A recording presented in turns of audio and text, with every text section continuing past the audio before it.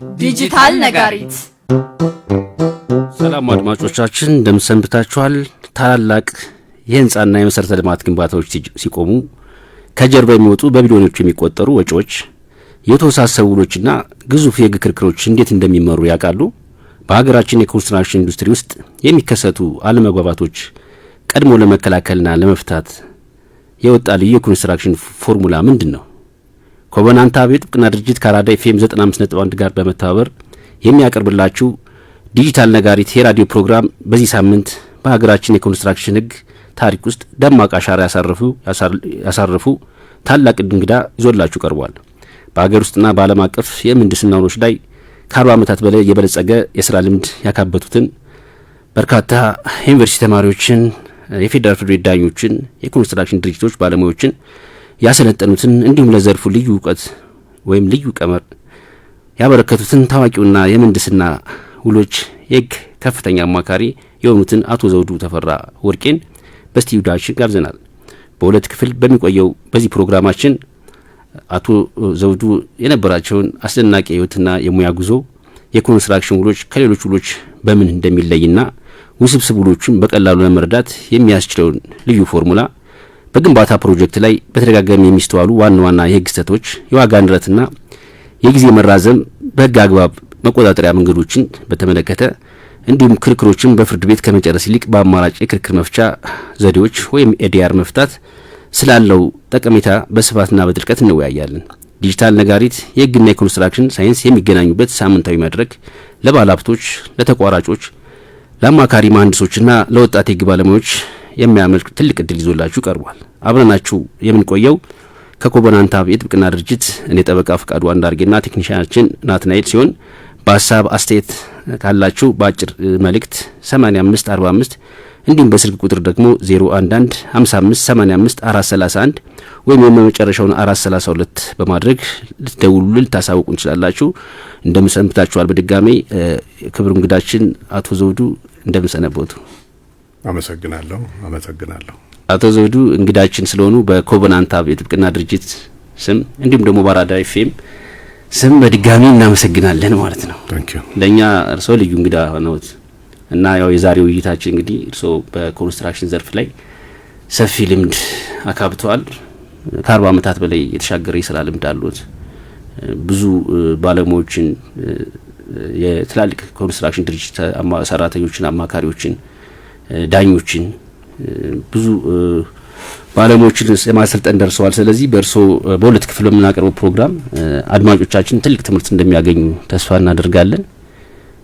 እንግዲህ እስኪ ወደ ውይይታችንም ከመግባታችን ያክል ከሙያዎትም ባለፈ የእርሶ የህይወት አስተዳደግ ሁኔታና ያለፉበት የሙያ ጉዞም ራሱ የቻለ አንድ ለአድማጮቻችንም ትምህርት ስለ ልጅነተው፣ ስለ አስተዳደገው፣ ስለ ትምህርት ዝግጅቶና ስለ ህይወት ጉዞ እስኪ ንገሩን። አመሰግናለሁ።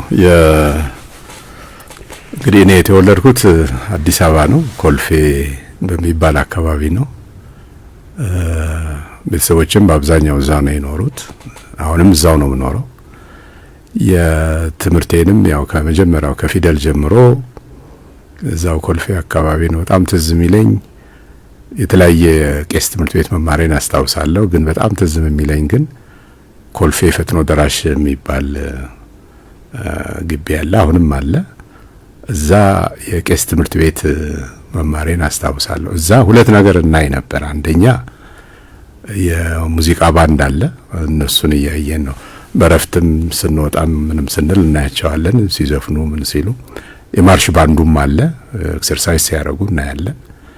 ደግሞ እግረኞችም ስለነበሩ የኮማንዶ ኤክሰርሳይዝ ሲያደርጉ በልጅነት እንትን በጣም ትዝ ይለኛል። ያንን ከጨረስኩ በኋላ እንግዲህ የተወለድኩት በ1949 ነው። ትምህርት ቤት ምናልባት አሁን ያሉ ልጆች በ4 ዓመት በ5 ዓመት ሲጀምሩ ትዝ ይለኛል ወይም አውቃለሁ። ግን ያኔ ትንሽ ከፍ ማለት ያለብህ ይመስለኛል።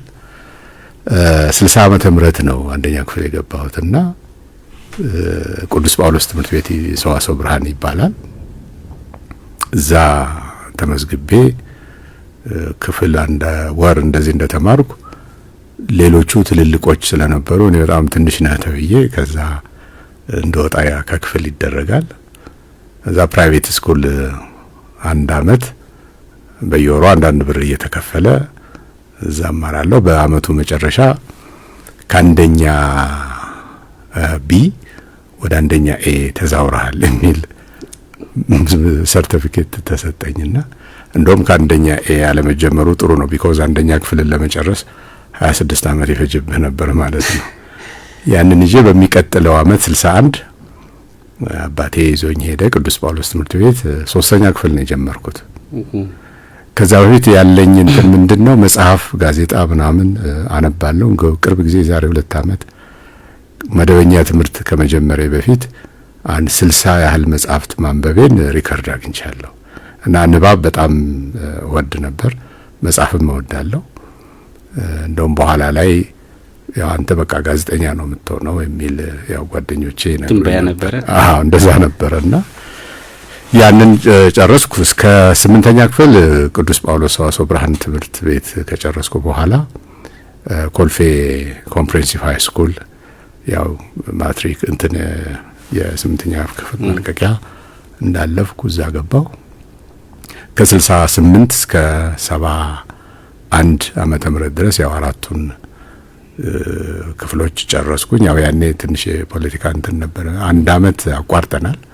69 ግን 9ኛና 10ኛ ክፍል ተምረን ያው 11 12 71 ጨርሼ 72 ዓመተ ምህረት አዲስ አበባ ዩኒቨርሲቲ ጥሩ ውጤት አምጥቼ ስለነበረ እዛ ገባ። እንግዲህ ትምህርት ቤት በነበርኩ ጊዜ በጣም የምታወቀው ጽሁፍ አቀርባለሁ። የ3ኛ ክፍል ትምህርት ላይ ያለው ያኔ ድሮ ክፍል ከመግባታችን በፊት ተሰልፈን በየክፍላችን ዲሬክተሩ መጥተው የሚያስተላልፉት መልእክት ካለ ትምህርት ቤቱ ያው መንፈሳዊ ኮሌጅ አሁን ከመንፈሳዊ ኮሌጅ ሆኗል። ያኔም ያው የተወሰነ ቤተክርስቲያኑም ስላለ ጸሎት ተደርጎ ምን ተብሎ ዘምረን ምናምን ነገር ነበር የምንገባውና 3ኛ 4ኛ ክፍል እያለሁ ለዛ ለተሰበሰበው ሰው ሁሉ ሰልፍ ላይ ቆሜ ጽሁፍ አነብ እንደነበረ ትዝ ይለኛል። 3ኛ ክፍል 4ኛ ክፍል በኋላ ግን ያው እያዘጋጀሁ ለክፍል ልጆች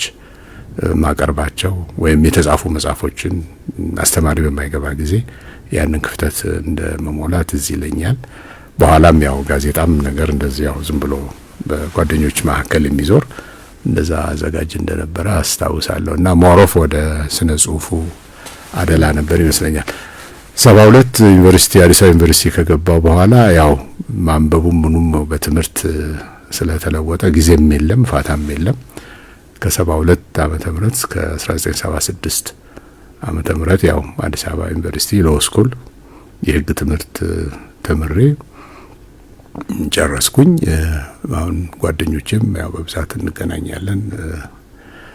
ከዛ በኋላ ያኔ ተማሪዎች የሚመደቡት ያው የፕላኒንግ ስርዓት ስለነበረ እጣ አውጥተህ ነው የተመደብክበት ቦታ ነው የምትሄደውና የዘመቻ መምሪያ የሚባለው 6 ኪሎ አካባቢ ያለው እሱ ነው ይሄን የሚያስተባብረው።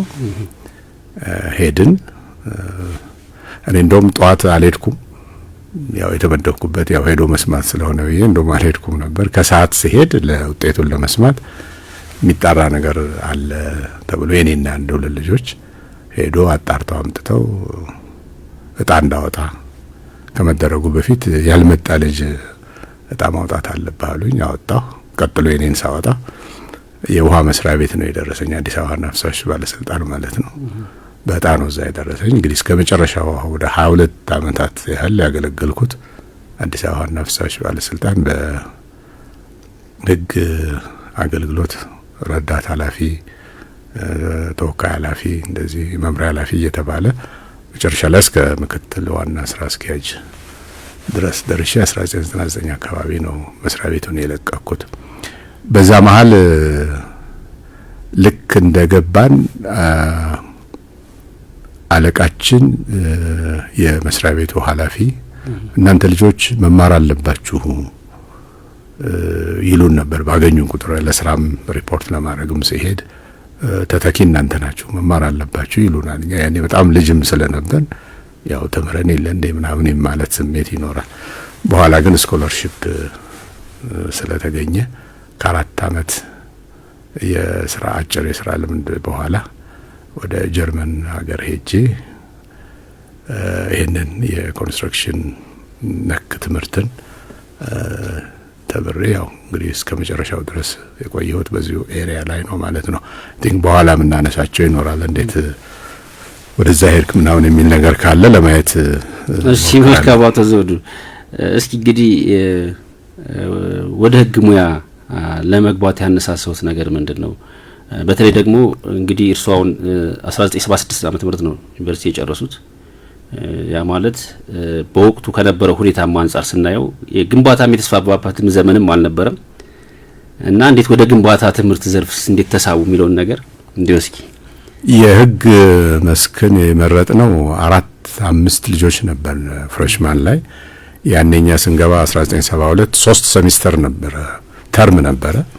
ሁለቱን ተርም ተምረን መጨረሻ ላይ የምትማሩትን ምረጡ ሲባል ያው አንደኛ ብዙ ልጆችም ስለነበር ምን እንደምንመርጥ አናውቅም። ግን አምስታችን ቁጭ ብለን ያኔ 14 የዲግሪ ፕሮግራሞች ነበሩና ከሂስትሪ ፊሎሶፊ ምናምን ጀምሮና ያው ሁሉንም አታውቅም። ግን ልጆች ስለነበር የሚያውቁ ልጆችንም መጠየቅ ሲኒየር የሆኑ ልጆች አሉ፣ እነሱን መጠየቅ ነበረብን። ሌላው ጥሩ ነገር ከየዲፓርትመንቱ ኦሪየንቴሽን ይሰጣል ተብሎ ተነግሮን ስለነበረ ሄደን ሰማን። ሁሉም መጥተው አስረዱን። ፍልስፍና እንደዚህ ነው፣ ህግ እንደዚህ ነው፣ ሂስትሪ እንደዚህ ነው የሚል ነገር ሰጡን። የኛንም ሀሳብ ጨምረን ስቲል መወሰን አልቻልንም። ሲኒየር ልጆች ሄደን አማከርን። አምስታችንም ከ1 እስከ 14 ተመሳሳይ ነገር ነው የመረጥ ነው። የኔ ክራይቴሪያ ህግ ለመማር ስለ ህግ አውቄ ሳይሆን ያኔ አንደኛ የሚሸመደድ ነገር አልወድም፣ ሁለተኛ ቁጥር አልወድም። በእነኚህ ሁለቱ ምክንያቶች ያው ብዙ ጊዜም ሎየሮች ቁጥር ስንጠራ በተለይ 4 ዲጂት ከሆነ 2 ቦታ ከፍለን ነው እንግዲህ የዛ ፎቢያ ይመስለኛልና ቁጥር በጣም አልወድ በሁለቱ ምክንያት እና ያው ከጓደኞቼም ጋር ዲስከስ አድርገን ከ1 እስከ 14 ካለው ውስጥ አንደኛ ምርጫችን ህግ ሆነ። አንደኛው ልጅ ግን ሂስትሪ ተመደበ። በኋላ ግን እንደምንም አስተካክሎ መጥቶ ጆይን አረገን። ያው ከዛ በኋላ እሱ በኋላ ላይ ትንሽ አቋርጦ ወጣ። ሌሎቻችን 3ታችን ግን ተመርቀን ወጣን። ወደ ግንባታ ህግ ለመግባት መነሻ የሆነኝ እኔ የነበርኩበት የአዲስ አበባ ነፍሳሽ ባለስልጣን በዛን ጊዜ የውሃ ፕሮጀክቶች ነበሩት፣ የፍሳሽ ፕሮጀክቶች ነበሩት። ኮንትራክተሮች አሉ፣ ኮንሰልታንቶች አሉ። ቅድም ያልኩህ አለቃዬ እንድመጣና ውይይቱን እንድካፈል ያደርጉ ነበረ። ቃለ ጉባኤም እንዲዝ ያደርጉ ነበር። እንግዲህ ቃለ ጉባኤ መያዝ በዛን ጊዜ በጣም ከባድ ነው፣ ብዙም ልምድም ስለሌለን በቃ የሚታየህን ያዝና በኋላ እናስተካክለዋለን ይሉኛልና በዛ አንድ ህንዳዊ ኮንሰልታንት ነበረ። እሱም የሚያቀርባቸው ሀሳቦች፣ የሚጠቅሳቸው ነገሮች ይሄ ነገር የተለየ ነገር መሆን አለበት የሚል ነገር በውስጥ ያደረ። በኋላ ቅድምም እንዳልኩህ አለቃዬ አቶ አየለ ሀብተ ሚካኤል ይባላሉ። ብትማሩ ጥሩ ነው የሚል ግፊት ስለነበር የስኮላርሺፕን ፕሮሰስ ጀምረን ስለነበር በተቀጠርኩ በአራተኛው አመት ላይ ያኔ ያው ሶሻሊስት ኢትዮጵያ ይባል ስለነበረ ወደ ምስራቅ ጀርመን ሄድን። ምስራቅ ጀርመን እንደሄድን ወዲያው ትምህርቱን አልጀመርንም። ያው ትምህርቱ የሚሰጠው በጀርመንኛ ስለነበር 1 አመት የጀርመንኛ ቋንቋ ከኤቢሲዲ ጀምሮ ምክንያቱም ምንም እንትን ስላልነበረኝ መማር ነበረብኝ። እሱን ጨረስን። ባይዘው እሱን ሲጨርስ በሜዳል አዋርድ ነው የጨረስኩት፣ ቋንቋው ማለት ነው። ቋንቋው እንትኖትን ያያየው ነበር። ጀርመንኛም ይጽፋሉ፣ ይናገራሉ። ጥሩ አስተማሪዎች ናቸው። የማስተማሪያ መንገዳቸው በጣም ጥሩ ነው። 3ኛው ወር ላይ እዛ ቋንቋ ኢንስቲትዩት ሄርደር ኢንስቲትዩት ይባላል በላይፕሲሽ ዩኒቨርሲቲ። ድሮ የዛን ጊዜ ካርል ማርክስ ዩኒቨርሲቲ ነው የሚባለው፣ ሂስቶሪካሊ ግን ላይፕሲሽ ዩኒቨርሲቲ ነው የሚባለው። በዛ ስር ያለ ተቋም ነው። የፓትሪስ ሉሙምባ አደባባይና እንትን ቀን ይከበራል ተብሎ ተማሪዎችን ወክለ በጀርመንኛ የተዘጋጀ ጽሁፍ አንብብ ተባልኩኝ። ብርድ ነው፣ ካፖርት ለብሰናል፣ በጣም እንቀጠቅጣል። ግን ያው ጽፎ አምጥተውት ስለነበረ አነበብኩኝ። ጥሩ ነው። በዛ በ3 ወር ውስጥ ማንበብ በጣም ከባድ ነው። ያ ሞራልም ይሆናል። 8ኛው ወር ላይ 2ኛው ሴሚስተር ላይ ደግሞ ኮንፈረንስ እንድሳተፍ መረጥና ራስ ጽሁፉን አዘጋጅቼ ያው አስተማሪዎች ያረሙኝ ሪቪው ያደረጉ እሱን ዲስከስ ማድረጌ ይሰማኛል። እሱን የሚመለከተውን ትምህርት ያው ጥሩ ግሬድ አገኘሁኝ።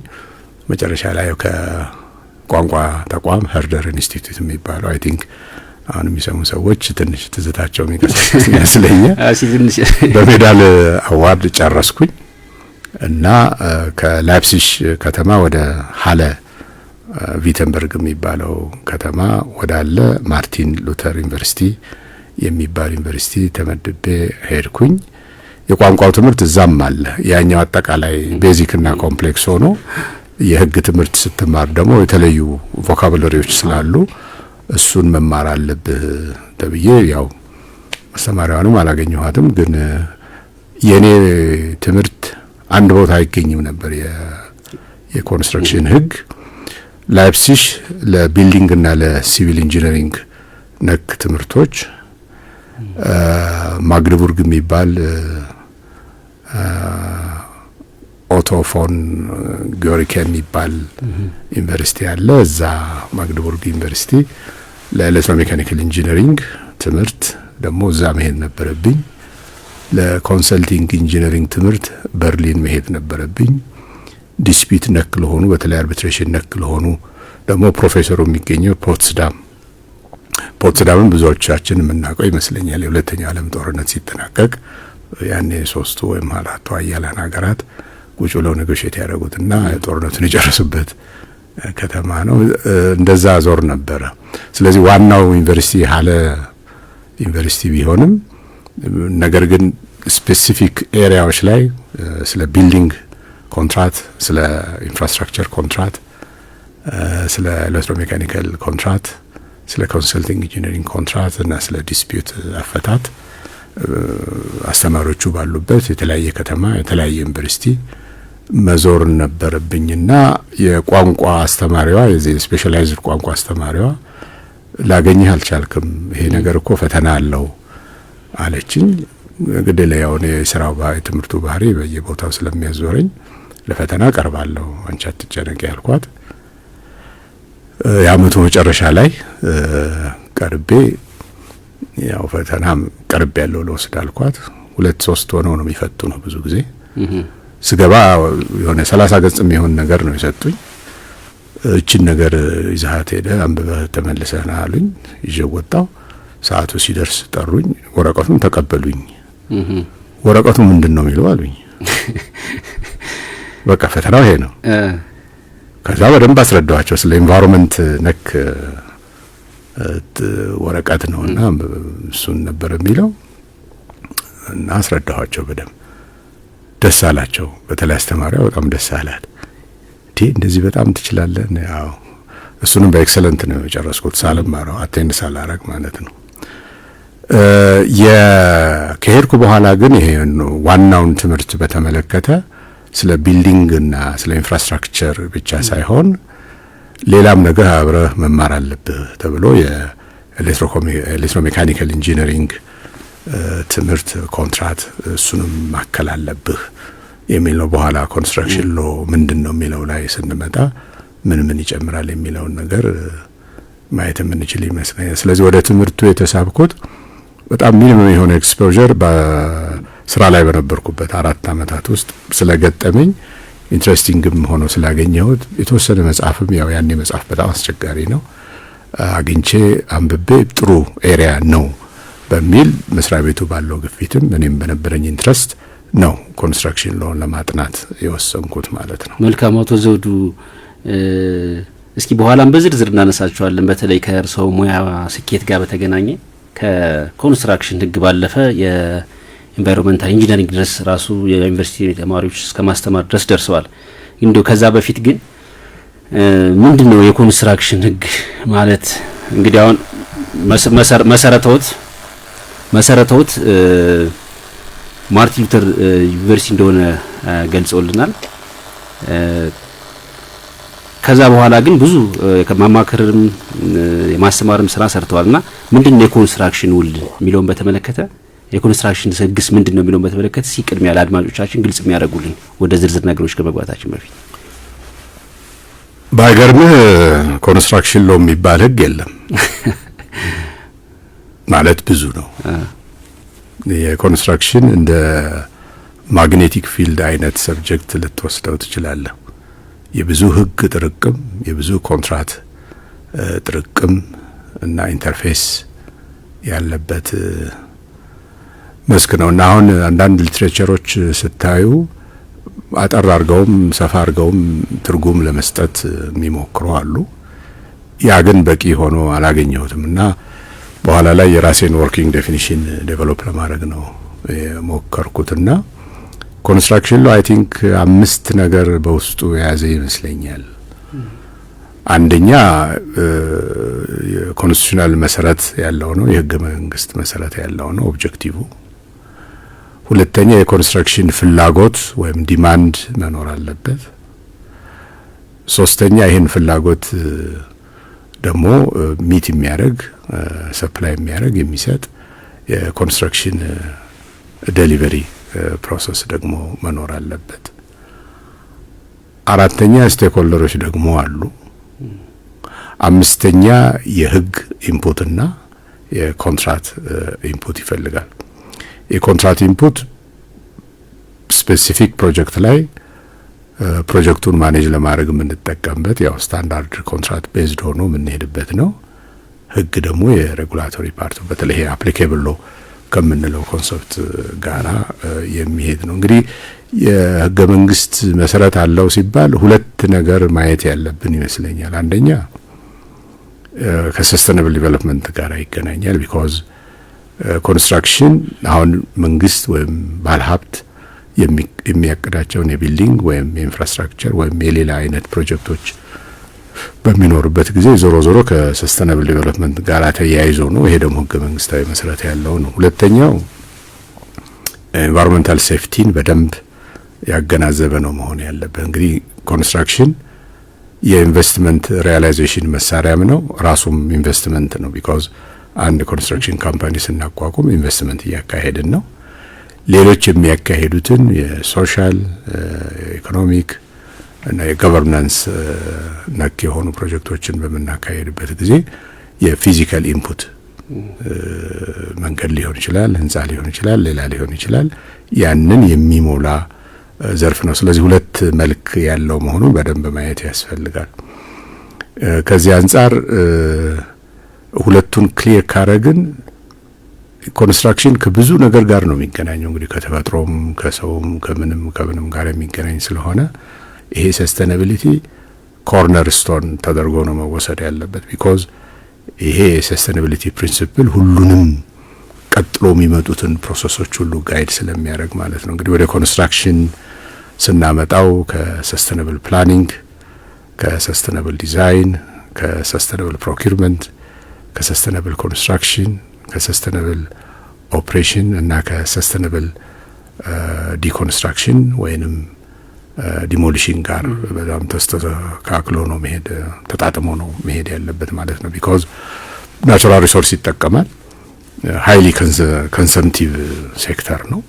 ስለዚህ በኢንቫይሮንመንት ላይ የሚያመጣው በርደን ሎድ በጣም ከባድ ስለሆነ የሰስተናቢሊቲ እንትን መነሻ ሆኖ ይሄዳል። ስለዚህ ከፕላኒንግ ጀምሮ እስከ ዲስፖዛል ቀጥሎ መጨረሻ ድረስ ያለውን ነገር ይዞ መሄድ ያለበት ነው። ሴም ኢዝ ትሩ ፎር ኢንቫይሮንመንታል ሴፍቲ፣ በተለይ ከናቹራል ኢኮሎጂ ሴፍቲ፣ ከሂውማን ኢኮሎጂ ሴፍቲ፣ ከሰዎች ከኢኮኖሚክ ኢኮሎጂ ሴፍቲ የገነባናቸውንም የምንገነባናቸውም ነገሮችንም ደህንነት ጭምር ኢንክሉዲንግ ሄሪቴጅንም ጭምር በፕላኒንግም በዲዛይንም ታሳቢ ተደርጎ መሄድ ያለበት ነገር ነው።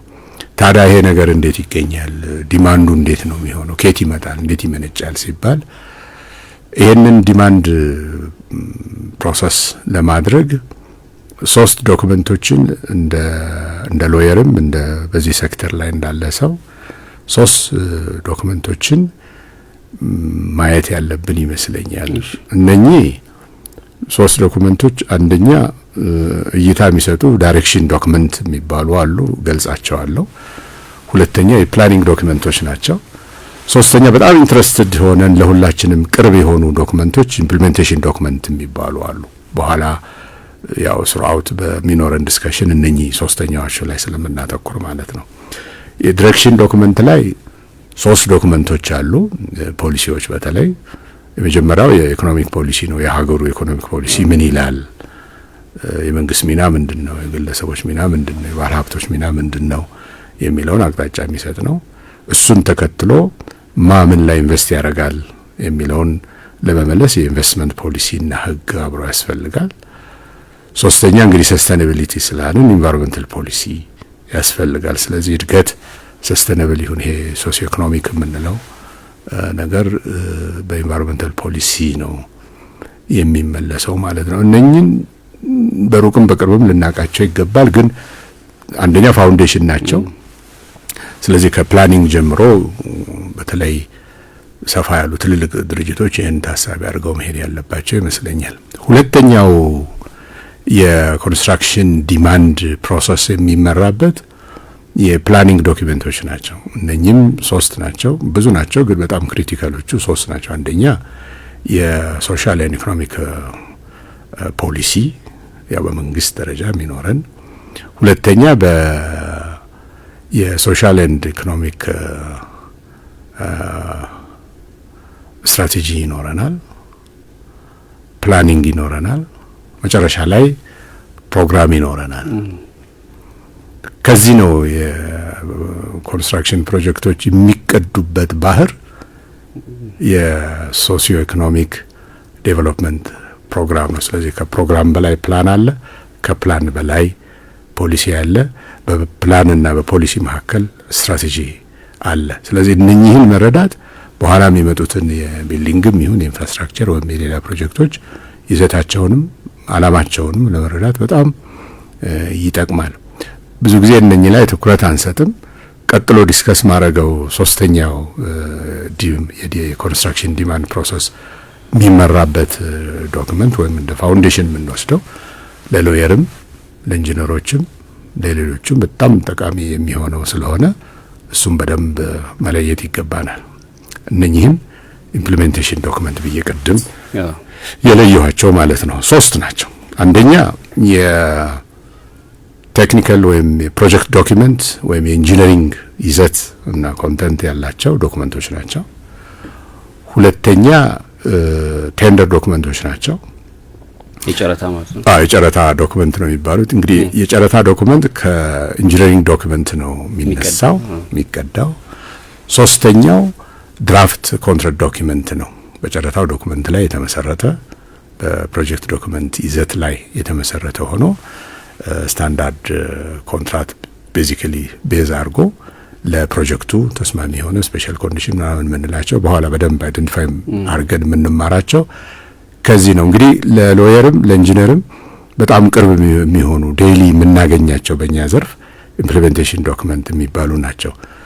የኢምፕሊሜንቴሽን ዶክመንት አባት የፕላኒንግ ዶክመንት ነው። የፕላኒንግ ዶክመንት ሶርስና አባት ደግሞ የቅድም ያልኩህ የዲሬክሽን ዶክመንት የተባለው ሶስቱን ፖሊሲዎች እና የሚጨምረው ማለት ነው። ከዚህ በኋላ ምንድነው ዲማንድ የሚደረገው የሚባለውንም በደንብ ማወቅ ያስፈልጋል። ምንድነው ኮንስትራክሽን የሚለውን የምናገኘው እዚህ ጋር ነው። ኦኬ ፕሮጀክት ዶክመንት አለ፣ የስ ቴንደር ዶክመንት አለ፣ የስ የድራፍት ኮንትራት አለ። ግን ምንድነው የያዘው የሚለውን በደንብ መለየት ያስፈልጋል። ኮንስትራክሽን የምንለው በሶስት መልክ ሊገለጥ ይችላል። አንደኛ የቢልዲንግ ዘርፍ ነው። ይሄ ከአርኪቴክቸራል ኢንጂነሪንግ ጋር በጥብቅ የተሳሰረ ነው። ሁለተኛ የኢንፍራስትራክቸር ፕሮጀክት ነው ወይም ኢንጂነሪንግ ፕሮጀክት ይባላል፣ ወይም የሄቪ ኢንጂነሪንግ ፕሮጀክት ይባላሉ። እለያቸዋለሁ በኋላ። እነኚህ ናቸው። ሶስተኛው ብዙም ትኩረት አይሰጠውም። ኢንፍራስትራክቸር ላይ እንግዲህ የሲቪል ኢንጂነሪንግ ሙያ መሪነቱን ይይዛል። ቢልዲንግ ላይ አርኪቴክቸራል ኢንጂነሪንግ ላይ ያሉ ሰዎች መሪነቱን ይዛሉ። ቢኮዝ the purpose of the project at the end of the day ያው ቢልዲንግ ስለሚሆን ማለት ነው። ያ ማለት አርኪቴክቸሩ ሁሉን ነገር ይሰራዋል ማለት አይደለም። የመሪነቱ ስፍራ ግን ለአርኪቴክቸራል ኢንጂነሪንግ ወይም አርኪቴክቶች ለምንላቸው የቀረበ ስለሚሆን ማለት ነው። ሶስተኛው ከፕሮሰስ ኢንጂነሪንግ ጋር ግንኙነት ያለው የፕሮሰስ ፕላንት ፕሮጀክቶች ናቸው። እነኚህን በኋላ ወደ ዝርዝሩ ከመሄዳችን በፊት ቢኮዝ መጨረሻ ላይ ይዘን የምንሄዳቸው ፕሮጀክቶች እነኚህ ስለሆኑ መለየት ይኖርብናል። ቢልዲንግ ስንል በጣም የተለያየ ፐርፐዝ ያላቸው ቢልዲንጎች አሉ፣ ህንጻዎች ማለት ነው። ለመኖሪያ ሊሆን ይችላል፣ ሬዚደንሻል ሊሆን ይችላል። ያው እንግዲህ መኖሪያ ስንል ለኢንስቲትዩሽናል ፐርፐዝ አገልግሎት ሊሰጡ የሚችሉ ለተለያዩ ለኦፊስ ለምን ሊሆን ይችላል። ሶስተኛ ለኮመርሻል ፐርፐዝ ሊሆን ይችላል። አራተኛ ለኢንዱስትሪያል ፐርፐዝም ሊሆን ይችላል። የተለያየ ፐርፐዝ አላቸው። ስለዚህ ቢልዲንግ ፕሮጀክት ስንል መጨረሻ ላይ ሼዲንግ ሰርቪስ መስጠት የሚችል ቢልት ኢንቫይሮንመንት አካል የሆነ ነገር ማለት ነው። ቢልዲንግ ግን ብዙ ነው። ስለዚህ እዚህ ጋር ማስምረን መሄድ ያለብን ቢልዲንጉ ለምን ዓላማ ነው የሚውለው? ቢልዲንግ ሁሉ ቢልዲንግ አይደለም። ለምሳሌ ይሄ ስቱዲዮ የሳውንድ ፕሩፍ ከሌለው ስቱዲዮ አይሆንም። it doesn't serve the purpose። ለምን የሚቀዳው ሰው በአግባቡ ጸጥታ ኖሮ እንዲሰማ፣ የሚጠየቀውንም እንዲሰማ፣ የሚመለሰውም እንዲሰማ፣ የሚቀረጸውም ከማንኛውም ረብሻ የድምጽ በክለት ነፃ ሆኖ። ስለዚህ እንደዚህ ባይሆን ይሄ ለስቱዲዮ አይሆንም። because purpose is very important። purpose የኢንጂነሪንግ ዳይሜንሽን አለው፣ የህግ ዳይሜንሽን አለው። አሁን ለምሳሌ ህንጻ አልቆ ርክክብ ሲደረግ እና ክሊንቱ ያሰበው ለስቱዲዮ ሆኖ ዝም ብሎ መስታወት በመስታወት አይነት ነገር ቢሆን አይረከበውም። because ፐርፐሱን ሰርቭ አያደርግም። ስለዚህ ፎርሙን ማወቅ ብቻ ሳይሆን ለምን ዓላማ ፐርፐዝ የሚለውንም አብረን ኢንጂነሮችም ይጠይቃሉ። ሎየሩም ያንን ሰርቭ የሚያደርግ ዶክመንት መዘጋጀቱን አረጋግጦ መነሳት ይኖርበታል ማለት ነው። ስለዚህ ቢልዲንግ ላይ በጣም በርካታ ቢልዲንጎች አሉ። ከማይኒንግ፣ ከአግሪካልቸር፣ ከምን ጋር የተገናኙ የተለያዩ ፐርፐዝ ያላቸው ህንጻዎች ይኖራሉ። ኢንፍራስትራክቸር ፕሮጀክት ሁለተኛው ነው። 4 ንዑስ ዘርፎች አሉት በስሩ ማለት ነው። ይሄንንም ማወቅ በጣም ይጠቅማል። የመጀመሪያው የትራንስፖርት ዘርፍ ነው። ሁለተኛው የውሃና ሳኒቴሽን ዘርፍ ነው። ሶስተኛው የኤነርጂ ዘርፍ ነው። አራተኛው የኮሙኒኬሽን ዘርፍ ነው። እነኚህ በኢንፍራስትራክቸር ዘርፍ ውስጥ ኮንስትራክሽን ዘርፍ ውስጥ የሚታወቁ ናቸው። ትራንስፖርት እንደገና በጣም ብዙ ነው። የመንገድ ዘርፍ አለ፣ እሱም ብዙ ነው። የሃይዌይ ዘርፍ፣ የከተማ ኔትወርክ ዘርፍ እና ደግሞ የሩራል መንገድ ዘርፍ ቢኮዝ ስታንዳርዳቸው ስፔሲፊኬሽናቸው ሁሉ ስለሚለይ ማለት ነው። ለምን ፐርፐዙ ስለሚለይ ያው መንገድ ያው መሄጃ ነው፣ ግን ቴክኒካሊ ስለሚለይ ኮንትራቱም ጭምር እንግዲህ ሎየሩ አሁን እንዲያይ በሚመጣበት ጊዜ አንድ ኮፒ ፔስትም እንዳይኖር መጠንቀቅ ስለሚኖርብን በኋላ እንደምናየው የአለመግባባት መነሻም ስለሚሆን ማለት ነው። ስለዚህ የመጀመሪያው ትራንስፖርት ዘርፍ የመንገድ ዘርፍ ነው፣ የሮድ ሴክተር ዘርፍ የሚባለው ነው። ሁለተኛ የባቡር ዘርፍ ነው፣ ሬልዌይ ዘርፍ፣ እሱም ራሱን የቻለ ነው። ሶስተኛ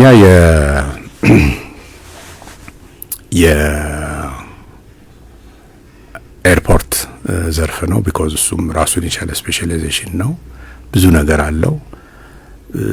ህንጻ መስራት ብቻ ሳይሆን ቀደም ያልኩ ከኤሌክትሮሜካኒካል ጋር ግንኙነት ያላቸው ከሲግናሊንግ ጋር ግንኙነት ያላቸው አስፔክቶች ስለሚኖሩት ራሱን እንደቻለ ሰብ የትራንስፖርት ዘርፍ ተደርጎ ይወሰዳል። አሁን እንግዲህ የውሃ ሀብቶቻችንንም እያለማን ስለምንመጣ የወተር ዌይ እንዳንድ የትራንስፖርት ዘርፍ ሊመጣ ይችላል ተብሎ ይጠበቃል። ቢኮዝ አሁን የህዳሴው ግድብ ማረቁ ለፊሽንግ ለፊሸሪ ቱሪዝም ብቻ ሳይሆን ለወተር ዌይም መንገድ ይከፍታል ተብሎ ይሰራል። ሌሎችም ናቪገብል የሆኑ ወንዞች ካሉ ወተር ዌይ ተደርጎ ይወሰዳል። ሁለተኛው የኢንፍራስትራክቸር ላይ ማወቅ ያለብን ፕሮጀክት የውሃና ሳኒቴሽን ነው። ውሃ ለብዙ ዓላማ ይውላል። አንደኛ ለመጠጥ፣ ሁለተኛ ለመስኖ ኢሪጌሽን፣ ሶስተኛ ደግሞ ለኃይል ማመንጫ ሊውል ይችላል። እነዚህ ፕሮጀክቶች በባህሪያቸው ይለያሉ። ስለዚህ ውሃ ለመጠጥ ወይ ለኢሪጌሽን ሲሆን የምንገነባው ግድብ፣ ለመጠጥ ሲሆን የምንገነባው ትሪትመንት ፕላንት፣ ለኢሪጌሽን ሲሆን የምንገነባቸው የተለያዩ ካናሎች አሉ። ፕራይመሪ፣ ሰከንደሪ፣ ተርሸሪ ካናል የሚባሉ ስትራክቸሮች አሉ። እንደገና ደግሞ የተጠንፍፎ የሚወገደው ውሃ የድሬኔጅ ስትራክቸሮች ሁሉ ስላሉ እሱን የያዘ መሆኑን ማረጋገጥ ያስፈልጋል። ምን ያህል ሄክታር እንደሚያለማ፣ ምን ያህል ውሃ ሰፕላይ ማድረግ እንደሚችል ይሄ ሁሉ በጥናት በተለይ ከፕላኒንግ ጀምሮ ዲዛይን ላይ በጣም ይሄ ክሊር ሆኖ መቀመጥ ይኖርበታል።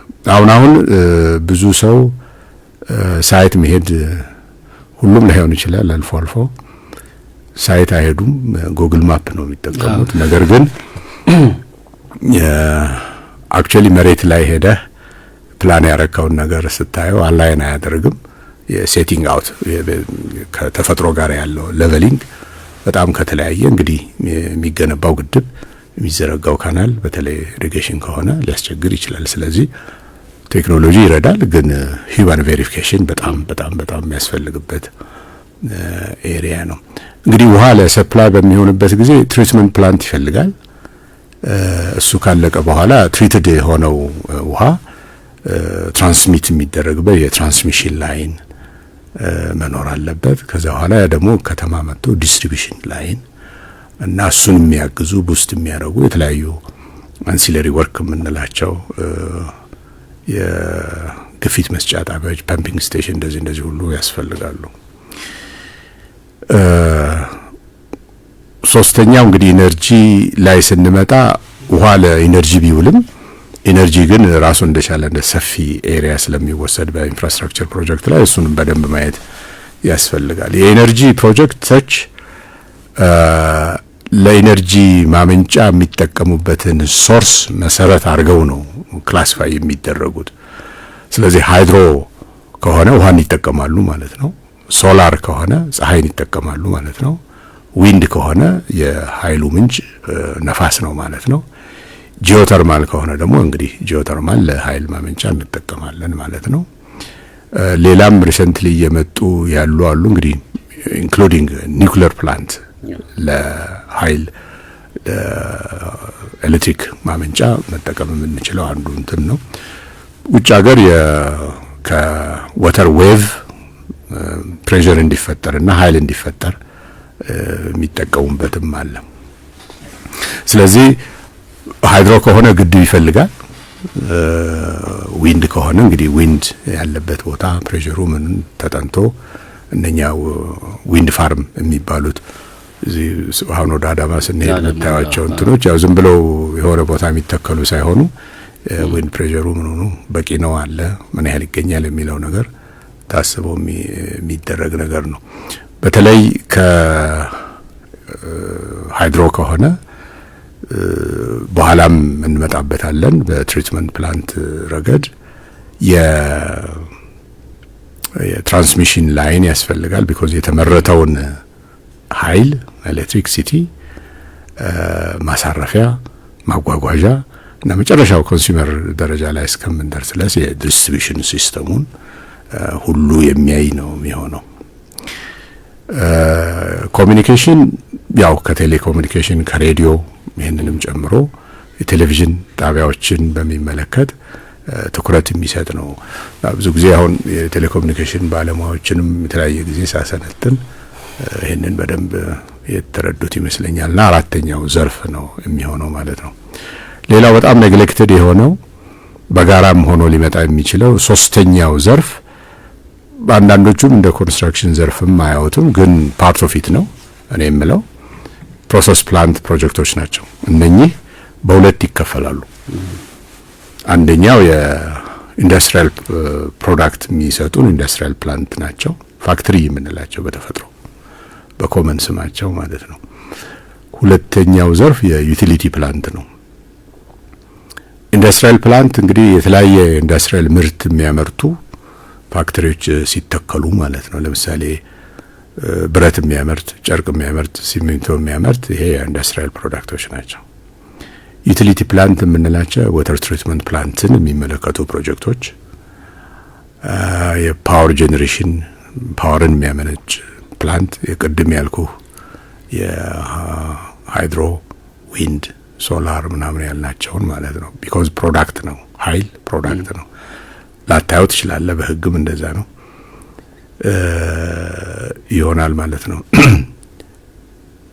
የዩቲሊቲ ፕላንት ጋር ስንመጣ እነኚህን ይይዛል።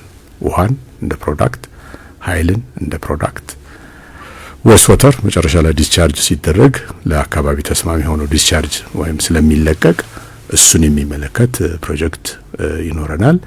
አራተኛውና በጣም ኢምፖርታንቱ የድሪሊንግ ነው። ግራውንድ ዋተር ከመሬት ውስጥ ማውጣት ድሪሊንግ ይባላል። እሱ አሁን ፕሮዳክት ኦሪየንትድ ነው። ቢልዲንግ እና ኢንፍራስትራክቸር ሰርቪስ ኦሪየንትድ ፕሮጀክቶች ናቸው። ይሄ በኋላ ለህግም ለኢንጂነሪንጉም ኢዝ ቬሪ ኢምፖርታንት። ጸብም ሲነሳ አላማቸው ምንድነው ተብሎ ስለሚነሳ ወተር ታይት ልዩነት ያላቸውን መሆኑን ደግሞ በጣም ያስረዳል። ኦፍ ኮርስ ቢልዲንግ ሰርቪሶቹ ይለያሉ፣ ኢንፍራስትራክቸር ሰርቪሶቹ ይለያሉ። ግን ክላሲፊኬሽናቸው ሰርቪስ ኦሪየንትድ ፕሮጀክቶች ናቸው የሚባሉት። እነኚህ ፕሮሰስ ፕላንት ፕሮጀክቶች ግን ፕሮዳክት ኦሪየንትድ ናቸው። መልካም አቶ ዘውዱ፣ ከነዚህ ፕሮጀክቶች ሁሉ ጀርባ እንግዲህ የምን ጉዳይ አለ ማለት ነው? የህግ ጉዳይ አለ ማለት ነው። እንግዲህ አሁን ሰው በጣም ሰፊ የፕሮጀክቶች አይነቶችን የገለጹልንና ቅድም የገለጿቸው 3 ዋና መሳሪያ ያሏቸው ከፕላኒንግ ጀምሮ እስከ ኢምፕሊሜንቴሽን ያለው ከዛ ደግሞ መጨረሻ ላይ የሚመጣው ውልም ስላለ ኮንስትራክሽን ውል፣ እነዚህ መነሻ በማድረግ ነው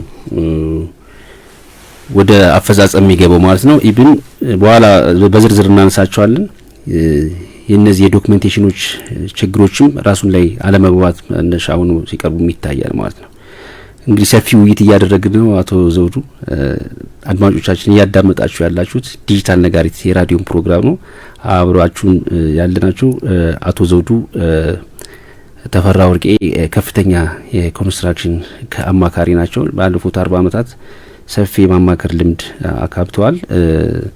ትምህርት እያገኛችሁበት እንደሆነ እናምናለን ማለት ነው። እስቲ ከዚህ ጋር በተገናኘ ምናልባት አቶ ዘውዱ እንግዲህ ሰፊ ሀሳቦች ነው እያነሳን ያለነውና በኮንስትራክሽን ዘርፍ ውስጥ በከፍተኛ አማካሪነት ቆይተዋልና በዚህ ሙያ ጉዞ ውስጥ እንደ ትልቅ ስኬት እና ወይም ደግሞ እንደ ፈታኝ ነገር የሚገጥሙት ነገሮች ምንድናቸው የሚሉትን ነገር እናነሳቸዋለን ማለት ነው። ምናልባት አንድ አጭር ሙዚቃ ሰምተን እንመለስና ውይይታችን ይቀጥላል ማለት ነው።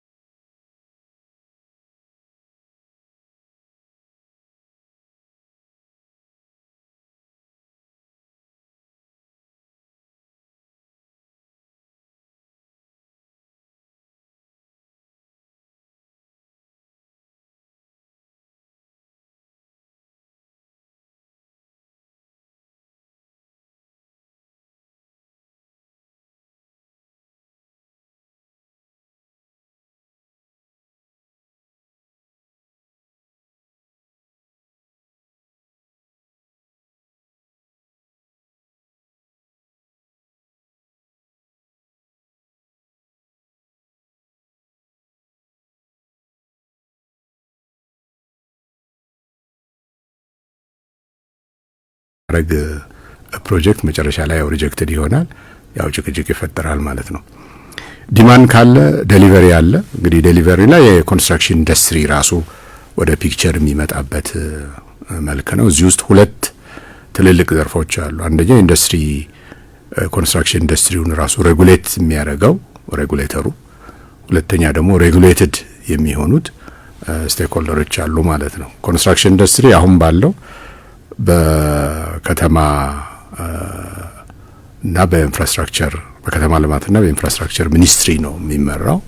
በሱ ስር ደግሞ ሌሎች ተቋሞች አሉ። የኮንስትራክሽን የኢትዮጵያ ኮንስትራክሽን ኦቶሪቲ፣ የኮንስትራክሽን ማኔጅመንት ኢንስቲትዩት የሚባሉት የሬጉላቶሪ ፓርቱን ኤክሰርሳይዝ የሚያደርጉ ናቸው። እንግዲህ ሬጉሌትድ የሚሆኑት ደግሞ ኮንስትራክሽን ፕሮፌሽናልስ የሚባሉት የተለያየ ደረጃ ያላቸው ቅድም አርኪቴክቶች፣ ኢንጂነሮች እና ሌላ መላ ያላቸው እነሱን ኮንሰልቲንግ ፈርሞቹን ያው ፕላኒንጉን ዲዛይኑን የሚሰሩ ኮንስትራክሽን ካምፓኒዎች ግንባታውን የሚሰሩ እና ሌሎችም ደግሞ ካሉ ይሄ ያን ትልቅ ዘርፍ ይሄ በዲዛይን እና በኮንስትራክሽን እና በማኔጅመንት ረገድ የተባሉትን ቅድም ያልናቸውን ቢልዲንግ፣ ኢንፍራስትራክቸር፣ ፕሮሰስ ፕላንት whatever የሚሰሩ ናቸው።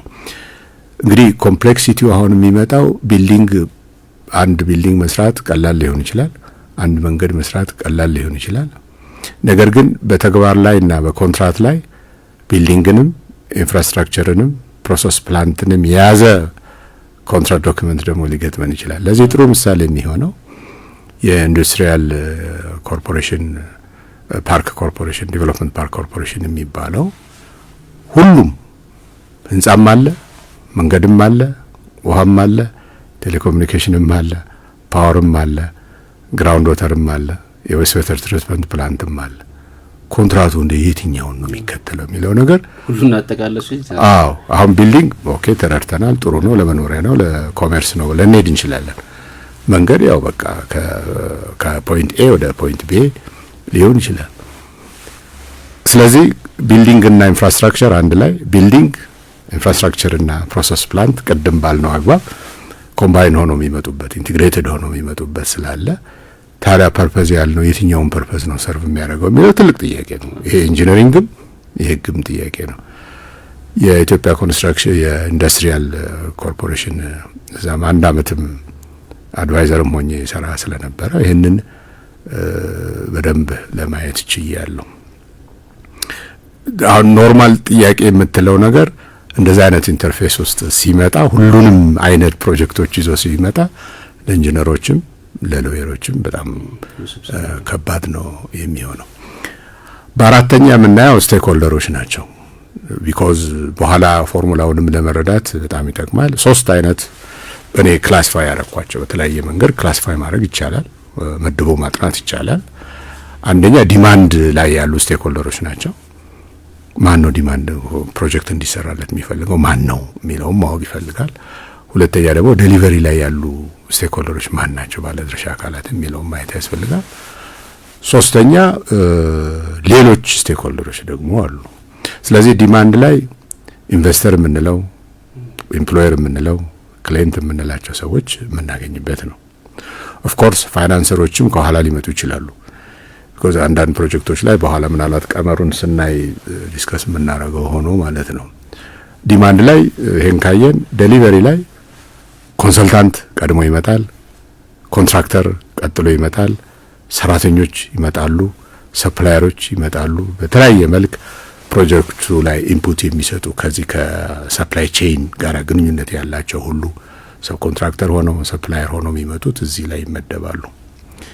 ይሄን ሁሉ ማኔጅ የምናደርገው እንዴት ነው? አሁን የህግና የኮንትራት ፋይዳ ቢመጣው እዚህ ጋር ነው። ይሄ ሁሉ ነገር ሬጉሌት የሚደረገው በህግ ነው፣ ማኔጅ የሚደረገው በኮንትራት ነው። ህግ ላይ ሁሉም አይነት እንዳግባቡ ሁሉም አይነት ህግ ፐብሊክ ሎ፣ ፕራይቬት ሎ ብለን ትምህርት ቤት የተማርናቸው ነገሮች ሁሉ ሪሊ ነፍስ ገዝተው የምናገኛቸው እዚህኛው ፕሮጀክት ላይ ነው። ኮንትራት ሶስት አይነት ኮንትራት ክላሲፊኬሽን አለ። የወርክስ ኮንትራት፣ ሰርቪስ ኮንትራት እና የሰፕላይ ኮንትራት። ሶስቱም ያስፈልጋሉ። ዋናው ወርክስ ኮንትራት ቢሆንም ሰርቪስም እንፈልጋለን፣ ሰፕላይም እንፈልጋለን። ምን አይነት ሰፕላይ ነው? እንደየፕሮጀክቱ ይለያያል። ስለዚህ የኮንስትራክሽን ህግ ስንማር ኮንሰፕቱን ከመጀመሪያው ስንነሳ ህገ መንግስታዊ መሰረት እንዳለው ዲማንድ በተለያየ መልክ እንዳለ ዴሊቨሪ የሚያደርጉ ያንን ዲማንድ ህንጻውን የሚሰሩ ኢንፍራስትራክቸሩን የሚሰሩ ፕሮሰስ ፕላንት የምንለውን ፕሮጀክት የሚሰሩ እና የሚያስረክቡ እንዳሉ ሶስተኛ ደግሞ ስቴክሆልደሮችን በጣም መለየት አለብን። አሁን ሌሎች ስቴክሆልደሮች ስንል በጣም ብዙ ናቸው። በፕሮጀክቱ አፌክትድ የሚሆኑ በጣም ብዙ ናቸው። ግን የኮንስቲቱሽናል ስቴክሆልደር ሊኖሩ ይችላሉ። በተለይ ፐብሊክ ፕሮጀክት በሚሆንበት ጊዜ እስከ ፓርላማ ድረስ ሁሉ ያው ብዙ ጊዜ ሰምታችሁ ከሆነ ቀርበው ለምን ዘገየ ለምን የሚባለው ነገር ፓርላማው ራሱ ትልቅ ኮንስቲቱሽናል ስቴክሆልደር ነው። ሊጋል ስቴክሆልደሮች አሉ ከታክስ እና ከመሳሰለው ጋር ሬጉላቶሪ እንግዲህ ያው ኮንስትራክሽን ሬጉሌትድ የሆነ ኢንዱስትሪ ስለሆነ ከፐርሚት ከኤንቫይሮንመንታል አኳያ ከፋይናንሻል አኳያ እነኝን ሁሉ የሚያዩ በጣም በርካታ አሉ። ኮንትራክቹዋል ስቴክሆልደሮች ደግሞ አሉ ከባንክ ከኢንሹራንስ ከምን ጋር የሚያገናኘን በዛ አንጻር ነው። ስለዚህ ይሄንን የሚይዝ ነው የሚለውን ነገር ከያዘን በኋላ ነው ወደ ህግና ወደ ኮንትራት የምንሄደው። ምን አይነት ኢንትረስት ነው ሰርቭ የሚያደርገው የሚለውን ነገር ካወቅን በኋላ ነው ወደ ከኮንስትራክሽን ጋር ግንኙነት ያላቸው የተለያዩ ህጎች በየመልኩ የምንገልጻቸው። ሁለተኛ ደግሞ ኮንትራቶቹንም ሁሉ ለማየት እንችላለን ማለት ነው። ይሄ እንደ መስፈንጠሪያ ልናየው እንችላለን ባጭሩ ማለት ነው። አቶ ዘውዱ ሰፊ ነገር ነው። የእርሶም የ40 ዓመት ጉዞ አንደኛ ዘርፉም ሰፊ ዘርፍ ነው ያለው። የእርሶም የሙያ ጉዞም በጣም ሰፊ የሚባል ነው። በአንድ ክፍል የሚያልቅም አይደለም። በሁለት ሶስት ክፍል ማድረግን ሀሳቡም እንዳይቋረጥ አድርገን እናጠናቅቀዋለን። አድማጮቻችን ሰዓት ገድቡናል። ስታዳምጡ የነበራችሁት ዲጂታል ነጋሪት የራዲዮ ፕሮግራም ነው። ዲጂታል ነጋሪት የራዲዮ ፕሮግራም ዘወትር እሁድ ከቀኑ 7 ሰዓት እስከ 8 ሰዓት በኮቨናንት አቤት ጥብቅና ድርጅት እስከ አራዳ ኤፍኤም 95.1 ጋር በመተባበር ወደ አድማጮች የሚቀርብ ፕሮግራም ነው። ዛሬ ስለ ኮንስትራክሽን ህግና ውሎች ነበር ስንወያይ የነበረው። እንደ መነሻ ያክል ለዛሬ ያሰማችሁት ይበቃችኋል እንበልና ቀጣይ ግን ሰፊ አቶ ዘውዱ ረጅም ጊዜ በማማከር ጊዜ የቆዩ ናቸው።